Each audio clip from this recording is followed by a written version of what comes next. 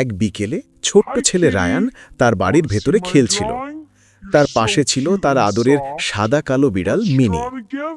হঠাৎ মিনি দেয়ারের পাশে থাকা পুরনো আলমারির সামনে গিয়ে মিউ মিউ করতে লাগল। রায়ান অবাক হয়ে বলল, কি হলো মিনি? মিনি তার থাবা দিয়ে আলমারির নিচে ঠেলা দিল। আলমারিটা একটু সরতেই দেখা গেল একটি ছোট গোপন দরজা। কৌতূহলী রায়ান দরজাটা খুলে ভেতরে তাকালো। সেখানে ছিল ধুলো ভরা একটি সরু পথ, যেন ছোট্ট কোনো গুপ্ত ঘর।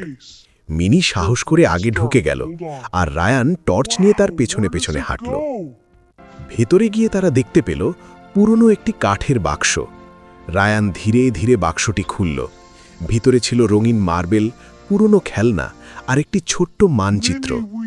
রায়ান হাসতে হাসতে বলল, মিনি, আমরা তো একটা গুপ্তধন খুঁজে পেলাম। মিনি খুশিতে লেজ নেড়ে মিউ করে উঠল।